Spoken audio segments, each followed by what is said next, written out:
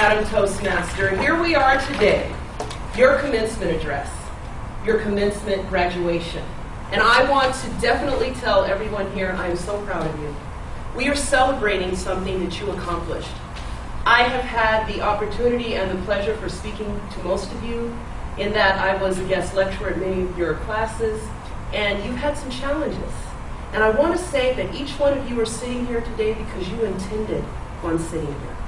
You had a thought, I am going to graduate, despite of your good days, despite of your bad days. We all know of a couple of students in particular.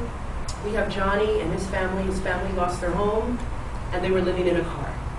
But Johnny is sitting here today. We have another student, Isabel. Isabel is now a teen parent. She is sitting here today. Why are they sitting here? Because they intended on sitting here. When you first started class, you thought, hey, I'm an at-risk youth, a label. I'm at a continuation school. Oh, what does that mean? What does that mean? That means that you're a winner.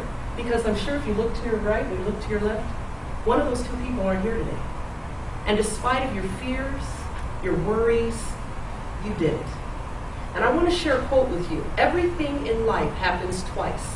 First, in your thoughts. Second, in reality.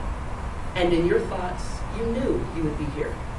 I know that Johnny, every day he was telling us, he got out of that car, went to Burger King to wash up, and he said, I'm going to class, I'm going to graduate.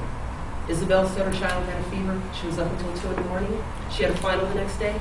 She said, I'm so tired, but I'm going to graduate. And I want to share something with you. Everyone experiences this. We all know who Tyler Perry is. Tyler's not even his real name. He grew up in an abusive home, verbally and physically, but now he's one of the richest media moguls in the world because he intended on being that. And I want to share the thought wheel of you. You tell me, students, today, if this is you, you had a thought, I'm going to graduate. And you thought about that. And you decided, I'm going to graduate. And you acted toward it. You got out of the car every morning. You got up every morning. You brushed your teeth. You brushed your children's teeth. You went to work. All the things that regular students do. But you had a little bit more of a challenge. But you decided and you took action. Repeated action. Every day. I'm sure there were people that told you, you're not going to graduate. You're a loser. You dropped out of a gang. Why don't you hang out with us? But what did you say? No. I'm different. I'm going to do this thing. I'm sitting here today because I intended to. And those repeated actions became a habit. And that habit became your attitude. And that attitude became your character. And that character is becoming your destiny here today. This day that represents for you will repeat itself throughout life. I know that. I'm an adult and I've had to use the thought wheel. I was in real estate. I was an agent. My husband was a broker. A mortgage broker. And our life changed overnight. We went from this to this overnight. I had to deal with getting up every day, looking in my refrigerator, looking at myself and saying, oh my God, our lives have just scraped the bottom. We have no money coming in. The loans that we thought were closing overnight are not closing. What are we going to do? We burned through our savings. I had to get up every day. I had small children, and I had to look at them and say, how are we going to eat today? I had to think I was going to get through that. I had to think and know that I intended on surviving that. I had many other friends that were going through the same things. People were jumping off of buildings. They were drinking. But I chose not to. Why? Because my intention was different. Every time you experience hardship, it is temporary, whether it's a day, a week, a year. But you can always look back and say, there was a conclusion. And why I admire you most is because in your young lives, you decided, I'm going to have a conclusion to whatever got me to the school at first. I'm now graduating. I know some of you want to go to college. I know some of you have spoken to at NIP, you want to start a business. Some of you aren't even sure of what you want to do. But remember today, you're sitting in your chair because you intended to sit. Will Smith said, words and thoughts are physical reality. And you can just look at yourself and say, you know what? You're right. They are physical reality. How do I keep doing this, Tracie? How do I keep having these successes? How do I keep this attitude of can-do? I'm going to give you 3 things to do. Number 1, visualize. I'm sure each and every one of you every day visualize this moment. You might not have known what color you were going to wear. You might not have known what family members or if any came. But you imagined yourself sitting here. That's a form of visualization. Visualize what you want with your life. Write it down and make it plain. Give it emotion. What's it going to taste like? What's it going to feel like? Johnny, I know you want to go to college. And you want to be able to pay your parents back for encouraging you every day you got out of that car to come to school. What is it going to look like when you walk in the door with that diploma for your parents? What is that going to look like when you finish that first semester? Don't even go the full 4 years, that first semester. What is it going to feel like when you get accepted to that college? What is your parents' faces going to look like? What are your friends' faces like? The first thing you need to do is visualize it, and you've already started that. The second thing, they always tell you, you'll know who you are by who you hang out with and what you read.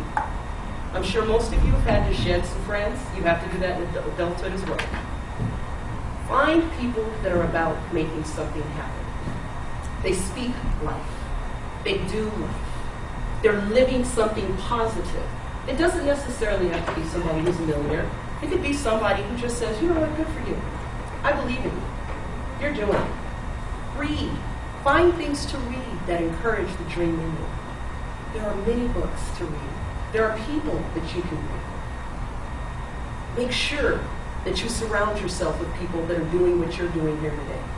Because you have accomplished something. You might not know it, but this is the first step to being conscious in creating your life. This step here, you'll repeat on bigger scales. Who you're going to marry, what business you're going to do, what college you're going to go teach, what friends you're going to have come over, what are you going to teach your children. It all starts with that thought. What you think, what you keep thinking about. Are you hanging out with people that support that and substantiate that? And the third thing that I want you to do is think about what is your passion. What do you wake up every morning and say, I got to do this? My passion is inspiring and motivating people. Every day I need to do that, whether I'm smiling at someone, whether I'm saying good job, whether I'm doing this, giving a commencement address, but that's my passion. And I decided when I was an adult to only do that that falls in line with my passion. You can make that choice right now. You're done. You can decide right now, what is my passion? I'm going to go for it, and I'm going to nail it. Ralph Waldo Emerson says, life makes way for people who know where they're going. Who know where they're going. So if you do those 3 things, if you visualize, hang out with the right people and read the right books, follow your passion, you will continue to have these successes, and they will carry you through at times when you don't think you can make it through.